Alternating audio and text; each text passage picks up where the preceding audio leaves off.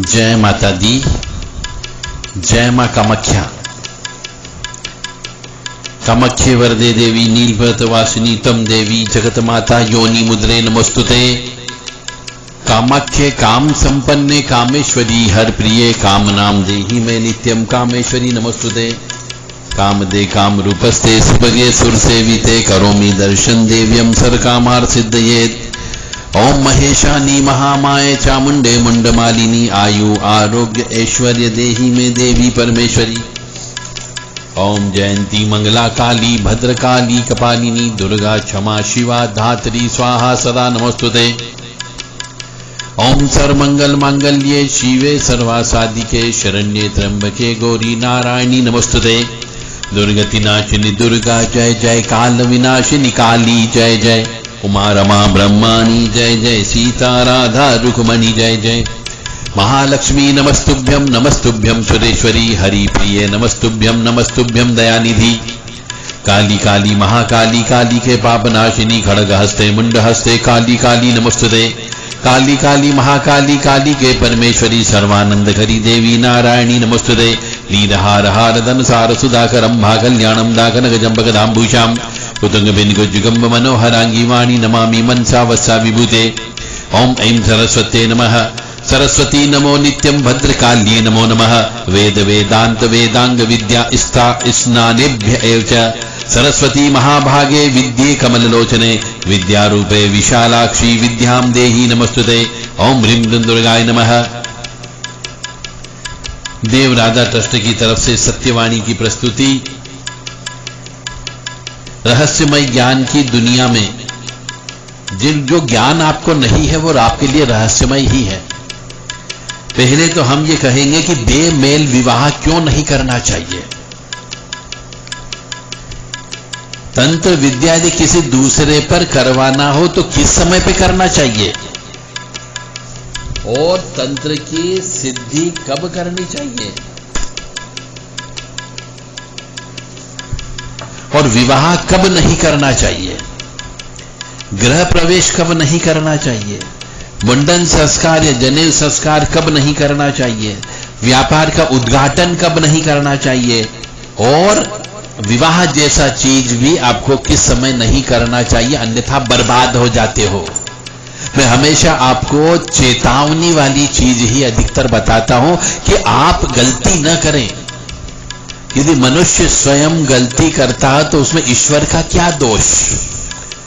ईश्वर कहेगा कि तुमने खुद ने कर्म किया है, मैं तो फल देने वाला बैठा हुआ हूं। तुम अच्छे कर्म करोगे तो मैं अच्छा फल दूंगा, तुम बुरे कर्म करोगे तो बुरा फल दूंगा। खेत में जैसा अन्न बोओगे मैं वैसा ही तो फसल दूंगा। तो हर काम ईश्वर ने आपके ऊपर छोड़ दिया कि आप अच्छे कर्म करोगे तो अच्छा फल मिलेगा। तो आप क्यों गलत समय पे ये सब काम करते हो। अब आपको मालूम नहीं क्योंकि आपके न तो गुरुजनों ने आपको पढ़ाया लिखाया, नहीं सरकार ने आपको पढ़ाया लिखाया और नहीं आपके माता पिता ने इस संबंध में आपको ज्ञान दिया कि किस समय पे विवाह नहीं करना चाहिए, किस समय पे गृह प्रवेश नहीं करना चाहिए। हो सकता है आपने कोई नया नया मकान लिया हो और नया मकान लेने के बाद में आप उस मकान में जाने के बाद आप बहुत परेशान हो गए हो, वहां पे किसी न किसी की मृत्यु हो गई हो आपके ही परिवार की, या आप बर्बाद हो गए हो। तो ऐसा क्यों होता है? क्योंकि आपको शास्त्र का ज्ञान नहीं, आपने कुछ न कुछ गलती कर दी। अब आप कहोगे साहब मैंने तो किसी पंडित जी से अच्छा मुहूर्त पूछा था, परंतु वो मुहूर्त मान लो निकल गया हो, दूसरे मुहूर्त में आपने किया हो, जिस घड़ी उनने मुहूर्त बताया था उस समय पे आपने दीप प्रज्वलन और कलश स्थापना नहीं की हो और उसके बाद में किया हो। तो जब मुहूर्त ही निकल जाता है और तब विवाह करते हैं कई लोग, हम देखा कि गोधूली बेला का मुहूर्त लिखा, पंडित जी ने लगन लिखे थे, परंतु गोधूली बेला में विवाह न होते हुए दूसरे समय पर रात को 2 बजे 3 बजे और 4 बजे फेरे हुए, तो वो विवाह कभी सफल नहीं हो सकता है, क्योंकि कुछ ग्रह नक्षत्र रात को बदल जाते हैं। इसीलिए हम आपको रहस्यमय ज्ञान की दुनिया में ले जा रहे हैं। एक ऐसा शब्द है जिसे हर मनुष्य डरता है, भद्रा काल, ये एक ऐसी मुहूर्त है, इस मुहूर्त में कोई भी मांगलिक कार्यक्रम नहीं करते हैं। आप कोई भी शुभ काम कभी भी करें अपनी जिंदगी में, पंडित जी से विशेष तौर से पूछें कि साहब भद्रा तो नहीं है ना। ये दिल दिमाग में आप चिपका लीजिए, ये धर्म का ज्ञान हम आपको दे रहे हैं जिससे कि आप परेशान न हो।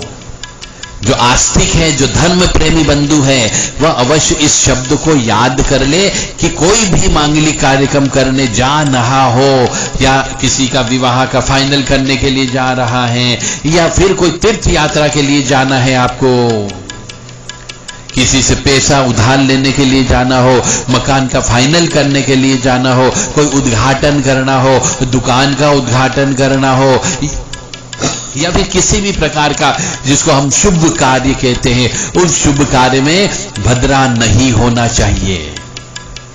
तो सभी मनुष्य ये समझ लें कि भद्रा काल के अंदर कोई भी मांगलिक कार्यक्रम, शुभ कार्य नहीं करते हैं। और भद्रा काल में यदि कोई बच्चा उत्पन्न हो जाता है तो बड़ा खराब बच्चा होता है, वो भी मैं आपको आगे बताने जा रहा हूं। अब आप कैसे पता करेंगे कि आपके यहां जो बच्चा उत्पन्न हुआ है वो भद्रा में हुआ, या फिर आप उत्पन्न हुए हो तो भद्रा में उत्पन्न हुआ है, ये कैसे पता चलेगा, ये भी मैं आपको बताने वाला हूं। तो भद्रा जो है एक तरीके से करण है, करण हम बोलते हैं पंचांग। उस पंचांग का एक भाग होता है करण, यानी पंचांग में, पंचांग का अर्थ भी आप नहीं जानते। पंचांग का मतलब होता है 5 अंग, जिसको हम बोलते हैं तिथि, एकम, दूज, तीर्थ, तृतीया, चतुर्थ, पंचमी, ये ऐसे को बोलते हैं तिथि। और एक होता है वार, वार यानी सोमवार, मंगलवार, बुधवार, गुरुवार, इसको वार बोलते हैं। और एक होता है योग, और नक्षत्र होते हैं 27 और करण होते हैं 11। ये पंचांग बोलते हैं, 5 योग होते हैं, तिथि, वार, योग, नक्षत्र और करण। इसमें करण नाम की जो एक चीज होती है, उसमें भी 11 करण में एक 7वें नंबर का जो करण होता है, जिसको विष्टि बोला जाता है, उसी को ही भद्रा कहते हैं। यदि किसी का जन्म विष्टि में हो गया है तो मान करके चलो वो बच्चा या बच्ची उद्दंड होगा, ये मान करके चलो। आपके यहाँ आया, उत्पन्न हुआ तो आपको बर्बाद करेगा। और यदि लड़की किसी से विवाह कर ले विष्टिकरण वाली, तो जहां पर जाएगी वहां पर बर्बादी लेकर के जाएगी। तो भद्रा क्या है? भद्रा का मतलब है ये शनि की बहन बोला गया है। हमारे शास्त्रों में भद्रा को शनि की बहन माना गया है, और है ही, और ये छाया की पुत्री है।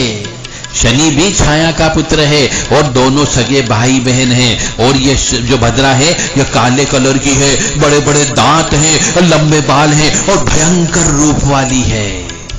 इसका मतलब यह है किसी किसी मनुष्य को सपने में काले कलर की बिंदी लगाई हुई, बड़े बड़े दांत वाली, लंबे बाल वाली, भयंकर रूप वाली यदि कोई स्त्री नजर आए तो समझ जाओ भद्रा लग गई है, आपका नुकसान होने वाला है। आप उसको डाकन भी कह सकते हो, चुड़ैल भी कह सकते हो। तो जब भी इस प्रकार का किसी को कोई सपना आए तो समझ जाओ नुकसान होने वाला है, भद्रा का चक्कर लग चुका है। और ये भद्रा जब पैदा हुई थी तो संसार को खाने के लिए दौड़ पड़ी थी। और ऐसे बच्चे क्यों पैदा होते हैं कि एकदम पैदा होते से संसार को खाने के लिए दौड़ने लग जाए। यानी आपके यहां भी यदि भद्रा में कोई बच्चा उत्पन्न होगा तो वह बच्चा बहुत उद्दंड किस्म का बच्चा होगा, वो मारने पीटने वाला होगा, उठा पटक करने वाले होगा, बिना मस्तिष्क का होगा, चरित्रहीन होगा, धोखाधड़ी करने वाले होगा, कुरूप भी हो सकता है। इसलिए बेमेल विवाह नहीं करना चाहिए। अब बेमेल के विवाह का मतलब यहां पे क्यों आया? क्योंकि जो मैं बोल रहा हूं, सूर्य जो है तेजस्वी है, सूर्य गोल्डन कलर है, सूर्य उजाला है, और छाया काली है। अब सूर्य का तेज और छाया की काली कहीं से कहीं तक भी मेल नहीं होता है। इन दोनों के संयोग से छाया भद्रा की उत्पत्ति हुई है। एक सोना, एक या उजाला, और दूसरा काला यानी लोहा। केवल नुकसान पहुंचाने का काम करेगा। यदि किसी का जन्म भद्रा काल में हुआ है तो वह पिता को परेशान करता ही करता है, या लड़की है तो पिता को परेशान करेगी, उसका विवाह नहीं होगा, कोई विवाह करने को तैयार नहीं होगा, ससुराल में जाएगी तो वहां बर्बादी कर देगी, और दुष्ट प्रकृति की वह स्त्री या पुरुष होता है। ये जो है धन का नाश भी करती है, कार्य का भी नाश कर देगी, कलह भी करती है, और व्यक्ति को ऋणी में भी पहुंचा देती है, और कई बार तो प्राण भी ले लेती है। इसलिए भद्रा में उत्पन्न जो भी लड़की हो उससे विवाह करते समय बहुत ही सावधानी रखें, इसकी शांति करा करके विवाह करें। अन्यथा मैं तो कहूंगा कि आपको भद्रा में उत्पन्न कोई भी लड़का हो या लड़की हो उससे विवाह नहीं करें, अन्यथा जीवन नरक बन करके रहेगा। यह आपको सिर्फ हम आपको ज्ञान दे रहे हैं, यह ज्ञान लेना या नहीं लेना आपके विवेक पर निर्भर करता है। मेरा धर्म है कि मैं आपको जागरूक करूं हमारे धर्म, संस्कार, संस्कृति, परंपरा और रीति रिवाज के अनुसार। तो मैं पुनः कहूंगा, भद्रा जो है शनि की बहन है, सूर्य और छाया से उत्पन्न है, और जब ये उत्पन्न हुई थी तो मनुष्यों को खाने के लिए दौड़ने लगी थी। यानी इस भद्रा में, भद्राकरण का 7वें नंबर का जो होता है विष्टिकरण, उसको भद्रा कहा जाता है। इसमें जो भी बच्चा पैदा होता है वह कुल का नाश करने वाला होता है, कुल को लज्जाने वाला होता है। और ये भद्रा कब कब आती है वो भी हम आपको बता देते हैं कि शुक्ल पक्ष की अष्टमी, आप निशान लगा लो अपने कैलेंडर में कि हर एक शुक्ल पक्ष की अष्टमी तथा पूर्णिमा का दिन जो होता है उसके पूर्वार्ध में भद्रा रहती है। पूर्वार्ध यानी कि सुबह। तो शुक्ल पक्ष की अष्टमी को कोई भी मांगलिक कार्यक्रम नहीं करना चाहिए, पूर्णिमा के पूर्वार्ध में कोई भी मांगलिक कार्यक्रम नहीं करना चाहिए, विवाह नहीं करना चाहिए। एकादशी तथा चतुर्थी के उत्तरार्ध में भी भद्रा रहती है, यानी कि शुक्ल पक्ष की एकादशी और चतुर्थी का दिन जो होता है उसके उत्तरार्ध, यानी जब चतुर्थी खत्म होने वाली होती है, एकादशी खत्म होने वाली होती है, उस दिन भी भद्रा रहती है। उस समय पर भी ये कोई भी मांगलिक कार्यक्रम नहीं करना चाहिए। और इसी प्रकार से कृष्ण पक्ष में तृतीया के दिन कोई भी मांगलिक कार्यक्रम नहीं करना चाहिए। कृष्ण पक्ष की दशमी के उत्तरार्ध में भी कोई भी मांगलिक कार्यक्रम नहीं करना चाहिए। कृष्ण पक्ष की सप्तमी और चतुर्थी के पूर्वार्ध में भी भद्रा होती, उस समय भी कोई भी मांगलिक कार्यक्रम नहीं करना चाहिए। यानी ये कि जो 4 तिथि बताई गई है, शुक्ल पक्ष की अष्टमी और पूर्णिमा, एकादशी, चतुर्थी, ये तो शुक्ल पक्ष में आ गई, और कृष्ण पक्ष की जो होती है तृतीया और कृष्ण पक्ष की दशमी तिथि, चतुर्थी तिथि और सप्तमी तिथि में कोई भी कार्यक्रम नहीं करना चाहिए। इस समय पे विवाह नहीं करें, अन्यथा भद्रा बैठी हुई होती है, वह निश्चित तौर से नुकसान अवश्य करेगी। पंचांग में विष्टिकरण में इसको स्थान दिया गया है। और भद्रा के समय जब चलता है तो उस समय पे यात्रा नहीं की जाती है, भद्रा के समय पे उत्पादन नहीं किया जाता है, भद्रा में कोई शुभ कार्य नहीं करते हैं, भद्रा में विवाह नहीं करते हैं, भद्रा में गृह प्रवेश नहीं करना चाहिए। और भद्रकाल में क्या करें? तो भद्रकाल में बोला गया कि तंत्र का काम करना चाहिए, तंत्र से संबंधित हवन करना चाहिए, जिससे आपके घर की नकारात्मक ऊर्जा घर के बाहर चली जाएगी। यानी यदि आपको कोई भी तंत्रात्मक हवन करना हो, तंत्रात्मक अनुष्ठान करना हो, तंत्रात्मक सिद्धि लेना हो, तो भद्रा काल के अंदर ही हवन करना चाहिए, तो आपका वो कार्य अवश्य सफल होगा। अदालत का कोई भी काम करना हो, कोर्ट केस करना हो, भद्रा काल में करना चाहिए। और राजनीतिक में चुनाव लड़ने का कोई भी कार्यक्रम करना हो, वो भद्रा काल में करना चाहिए, तो वो सफल होता है। पंचांग जैसे कि मैंने बोल ही दिया, तिथिवार, योग, करण और नक्षत्र को मिला के पंचांग बनता है। और पंचांग में करण जो है तिथि का आधा भाग होता है, 11 करण होते हैं, उसमें से विष्टि नामक ये 7वां करण है। विष्टि को ही भद्रा बोला जाता है, और यह हमेशा गतिशील होता है। गतिशील का मतलब हमेशा चलायमान होता है। और भद्रा जब मृत्यु लोक में होती है, जब तब सभी शुभ कार्य बंद हो जाते हैं, और यदि कोई करता है तो उसका नाश होता ही होता है। इसलिए मैं कहता हूं कि भद्रा काल के अंदर कोई भी शुभ काम नहीं करें, भद्रा काल के अंदर। और भद्रा काल जब भद्रा पृथ्वी लोक में रहती है तब भी सभी शुभ कार्य वर्जित होते हैं। भद्रा काल का मतलब फिर जो मैंने तिथि के हिसाब से बताया था और गहराई से बता देता हूं कि जब चंद्रमा कर्क राशि में, सिंह राशि में, कुंभ राशि में और मीन राशि में होता है तब भद्रा का योग बनता है। चंद्रमा जब कर्क राशि में, सिंह राशि में, शुभ राशि में और मीन राशि में होता है तब भद्रा का योग बनता है। और ऐसा बोला जाता है कि भद्रा की जब उत्पत्ति हुई और वह अति दुष्ट प्रकृति की थी, इसलिए मांगलिक कार्यक्रम में उसका त्याग कर देना चाहिए। और भद्रा के 5 घड़ी मुख में रहती है, 2 घड़ी कंठ में रहती है, 11 घड़ी हृदय में रहती है और 4 घड़ी नाभि में रहती है और 5 घड़ी कटी में रहती है और 3 घड़ी पुच्छ में रहती है। जब भद्रा जब मुख में रहती है तब कार्य का नाश हो जाता है। भद्रा जब कंठ में रहती है तब धन का नाश हो जाता है। और भद्रा जब हृदय में रहती है तब प्राणों का नाश हो जाता है। भद्रा जब नाभि में रहती है तब कलह होता है। कटी में रहती तब अर्थ भ्रंश हो जाता है। पर पुच्छ में निश्चित रूप से विजय एवं कार्य सिद्धि होती है। यानी जब किसी मनुष्य को खिलाई पिलाई हो जाती है तो वह कार्य भी भद्रा काल में करता है। तब वह मनुष्य कलह करने लगता है, लड़ाई झगड़ा करने लगता है। और भद्रा के 12 नाम हैं। ऐसा कहा जाता है कि यदि इन 12 नामों को रोजाना कोई भी मनुष्य सवेरे उठते उठते ब्रह्म मुहूर्त में इनका जप करता हो तो उसे भद्रा का कष्ट प्राप्त नहीं होता है।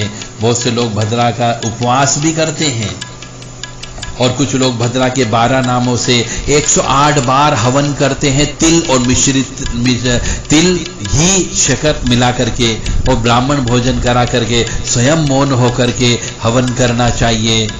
कुछ अन्न भोजन करना चाहिए, फिर पूजन के अंत में प्रार्थना करना चाहिए। यदि कोई मनुष्य भद्रा का पूजन करता है तो उसे प्रियजनों का वियोग नहीं होता है और अंत में उसे सूर्य लोक की प्राप्ति होती है। इसमें बिल्कुल भी संदेह नहीं है। अब भद्रा के ये 12 नाम हैं। इन 12 नामों से हवन करना चाहिए, इनका जप करना चाहिए। और जो मनुष्य इन 12 नामों को सवेरे सवेरे उठ करके नाम लेता हो तो उसे व्याधि नहीं लगती है, रोग नहीं होता है और घर के अंदर हमेशा सुख शांति बनी रहती है, विघ्न बाधा उत्पन्न नहीं होती है ये 12 नाम लेने से।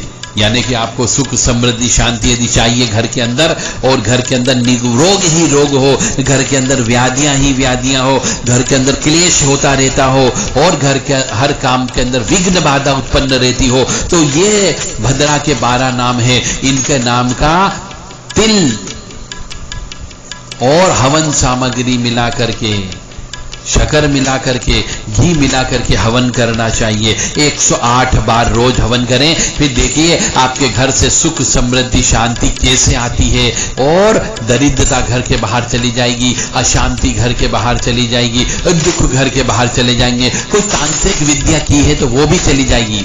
मैं आपको उपाय बता रहा हूं, करो या न करो आपके ऊपर निर्भर करता है।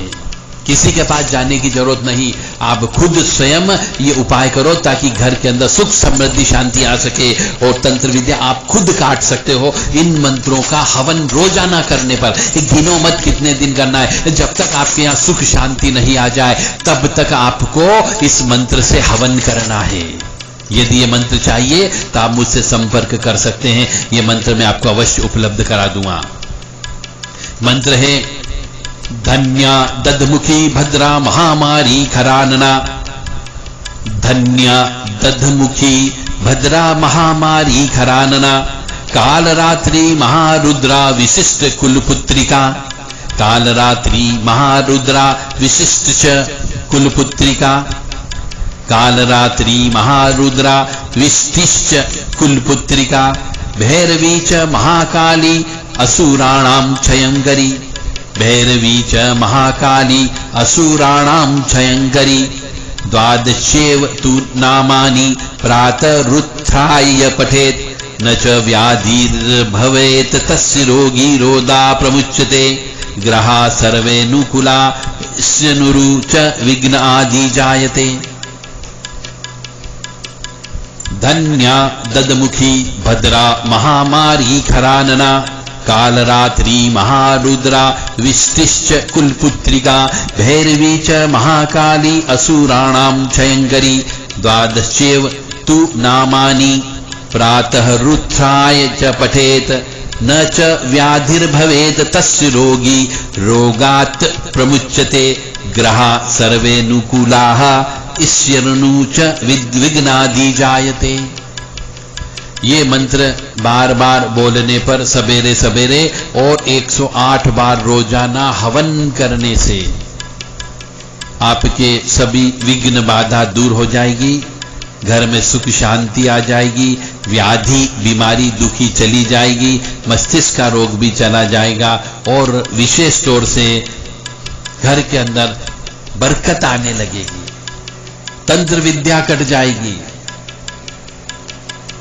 इसलिए इससे हवन अवश्य करना चाहिए। मां भगवती जगत जननी आद्य शक्ति भवानी आपको सुखी रखे, स्वस्थ रखे, प्रसन्न रखे, ऐसी कामना हम करेंगे। या जल जल पज्जल अग्नि रूपाय ओम होम ह्रीं सिं ज्वाला देवी नमः। देवी प्रपन्नताति हरे प्रसीद प्रसीद मातर्ग जोखिलस्य प्रसीद विश्वेश्वरी पाहि विश्वन्तमीश्वरी देवी चराचरस्य शुभं करोति कल्याणम् आरोग्यं धन संपदा शत्रु बुद्धि विनाशा दीप ज्योति नमस्तुते। योनि मात्र शरीराय कुंजवासिनी कामदा रजस्वला महातेजा कामाक्षी ध्यायतां सदा। या देवी सर्वभूतेषु लक्ष्मी रूपेण संस्थिता नमस्तस्यै नमस्तस्यै नमस्तस्यै नमो नमः। पापापहारिणीं देवीं मुक्ति मुक्ति प्रदायिनीं अनन्तां विद्यां शुद्धां शरणां शिवदां शिवाम्। ओम होम जुं सः ओम भूर्भुवः स्वः। ओम त्र्यंबकं यजामहे सुगन्धिं पुष्टिवर्धनम् उर्वारुक्मि बन्धनान् मृत्योर्मुक्षीमामृतात्। स्वः भुवः भू ओम सजु होम ओम कालहर कष्टहर दुखहर पापहर तापहर संतापहर दारिद्र्यहर और संकटहर।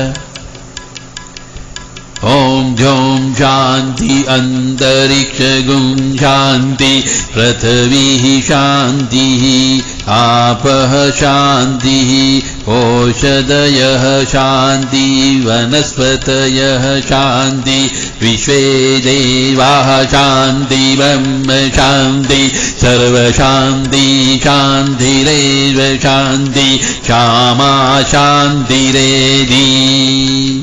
ओम शांति शांति शांति सुशांतिर्भवतु।